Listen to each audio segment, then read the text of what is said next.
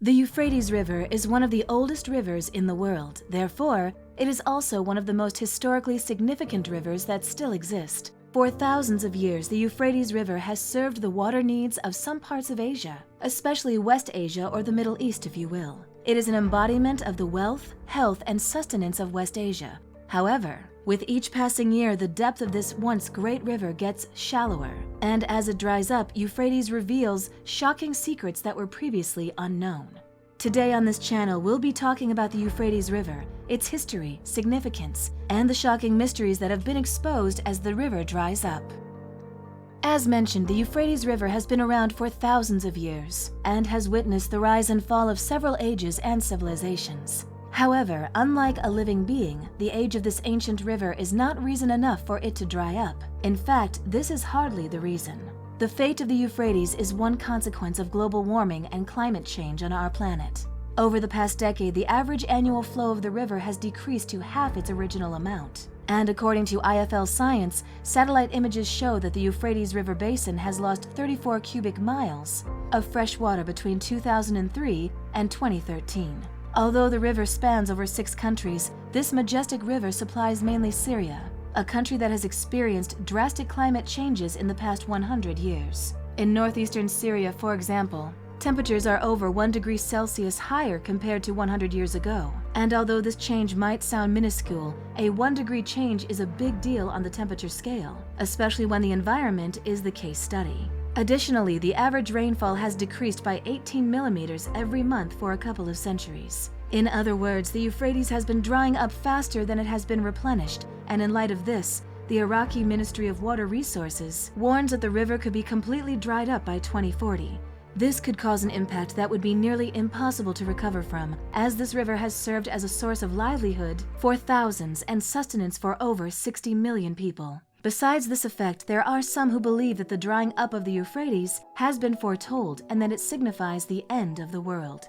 This river has been in existence literally since the beginning of the world, and imagining that its end coincides with the end of the world is just poetic. The Christians believe that the drying up of the Euphrates is a sign of the second coming of Jesus Christ, as foretold in Revelations chapter 16 and verse 12.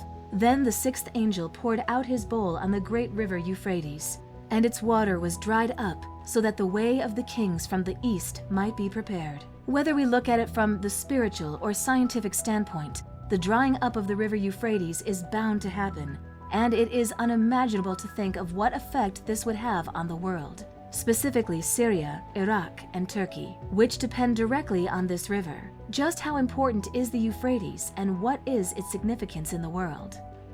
Throughout history, the Euphrates has been crucial to the survival of those who live along its course. Over the years, with the advent of technology, the influence of this river has grown, and so has the number of those who rely on it. Millions of people across multiple countries now rely on the Euphrates for basic amenities, like food, water, electricity, transportation, etc.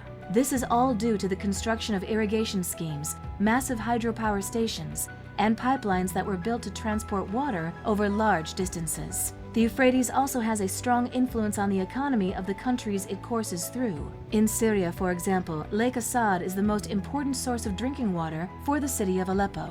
Additionally, a state-owned fishing industry is supported by Lake Assad, an industry that could crash if, or more accurately, when the Euphrates dries up. With that, all the revenue the Aleppo governorate services from Assad could cease, adversely affecting the economy of Aleppo and Syria as a whole. In Iraq, one of the many significant landmarks of the Euphrates is the Haditha Dam, which generates and provides electricity to Baghdad, Iraq's capital and biggest city. The Euphrates feeds the Haditha Dam. So if this source is somehow cut off, it could cause an electricity issue in Baghdad, which could last months or even years. The effects of the loss of Euphrates can also be felt in the rural areas of Iraq. In fact, it is in these underdeveloped areas that its effects hit the hardest. The village of Al-Anqur, for example, has experienced drought for several years as a result of the steady decline in water levels. As such, indigents of this area no longer have access to clean water to drink, cook, bathe, and so on. And neither can they make a living from farming for themselves and their families. So many families have been displaced to neighboring villages in search of jobs or better living conditions, but in reality, this migration has increased issues such as overcrowding, conflict, and increased spread of infectious diseases such as cholera, diarrhea, chickenpox, typhoid fever, and so on. It doesn't help that Iraq has been plagued by political instability, ISIS, and the Iraqi civil war over the past decade.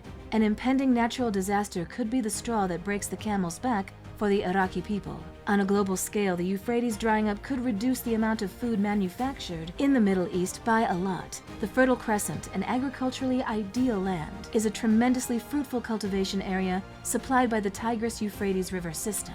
But this reputation is in the past, as this fertile land is fast becoming a barren area.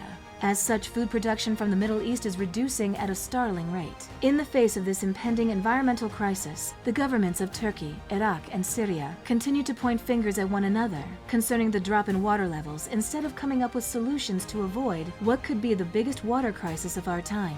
These three countries accuse one another of having too many dams, reserving too much water, wasting water, or having poor water infrastructure. With this kind of leadership, the future of the Euphrates is bleak at best, and the effects would be catastrophic. Since the Euphrates are doomed to dry up eventually, archaeologists have taken it upon themselves to search underneath riverbeds, which were once covered by the Euphrates, and so far, several discoveries have been made. For many years, people have wondered what secrets are obscured by the water system of the Great Euphrates. We already know that the river is associated with a thriving ecosystem, and even though this ecosystem is now less diverse, thanks to the declining water levels, a good number of wild animals still call the Euphrates home. These include mangar, gar, spiny eels, common carp, and the yellowfin barbel, as well as a few species of dangerous and poisonous vipers. Underneath all that, archaeologists are more interested in the historical treasures that might lie under the riverbeds. The idea of treasure under the Euphrates might have been suggested by Islam, as it states in the Quran that a mountain of gold and treasures would be sought and discovered under the Euphrates. It states that this event would be one of the minor signs of the coming of Judgment Day. The last hour would not come unless the Euphrates would uncover a treasure of gold, so he who finds it should not take anything out of that. According to this prophecy, people from all over the world would seek to acquire the treasures beneath the Euphrates for themselves. This could cause an uprising and great chaos, which only a few people would survive. In a nutshell, there is no version of this story where the Euphrates drying up doesn't have a dreadful implication. This is probably the reason why scientists and environmentalists are working tirelessly to prevent this from happening. While these efforts have begun, it might be too late for certain areas, as they have already received the short end of the stick. A very well-known example of these areas is the marshes of Iraq. Historically, these marshlands have been known for their incredibly fertile land and the thriving and diverse ecosystem that inhabits these lands. The fruitfulness of the marshlands has little to do with the hardworking nature of the people who lived in these areas and more to do with the lush water system supplied by both the Euphrates and Tigris rivers. For many centuries, the inhabitants of the marshlands cultivated wheat, rice, and different kinds of vegetables and made a living for themselves from farming. However, with the Euphrates drying up, this has become impossible. The draining of the marshes began in the mid-1950s as a deliberate effort of the Iraqi government. During Saddam Hussein's regime, the marshes were seen as a place of opposition to the Iraqi government, so the marshlands were drained and the marsh Arabs displaced. The effects of this action were profound and took years to recover from. The indigenous communities were scattered, and the ecosystem which once thrived in this area was mostly gone. The once green and fertile marshlands are now dry and bare, a shadow of its former glory. Stripped of its water source and biodiverse ecosystem, the wetlands have been reduced to something of a desert. Now only shallow streams run through this landscape, and families who are now unable to sustain their livelihoods have been forced out of the area into other neighboring towns in search of new lives. However, in 2003, the new president understood the importance of the marshlands to the economy of the country, and so efforts to restore it began. Previously drained areas were reflooded, and the shallow streams were conserved at all costs. Although these efforts alleviated the desolate condition of the marshlands, the damage had already been done, and it would be near impossible for the marshlands to recover fully from such extensive damage. With the drying up of the Euphrates, the hope to restore the marshlands to their full glory gets more bleak with each passing day. With the low water levels and reduced annual rainfall, the streams that run through the marshlands are so shallow that only really small boats can be used to navigate them.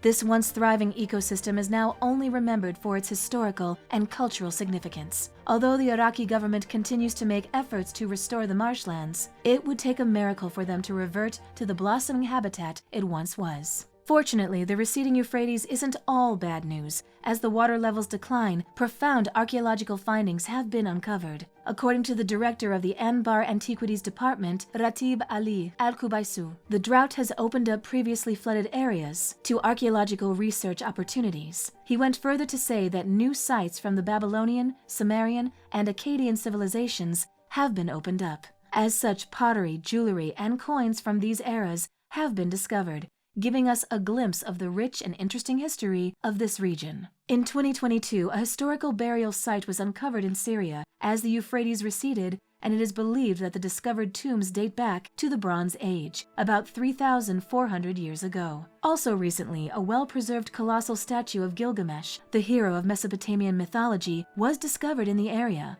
With its intricate details still intact, this statue is one of the best preserved Gilgamesh statues from the Akkadian era. This, as well as other artifacts retrieved from excavation efforts, could tell us more about the area surrounded by the Euphrates, which was one of the earliest settlements of humans in the Middle East. We could learn more about their culture, practices, religion, history, and so much more. What do you think about the Euphrates drying up? Let us know what you think in the comments. Thank you for watching, and we'll see you in the next video.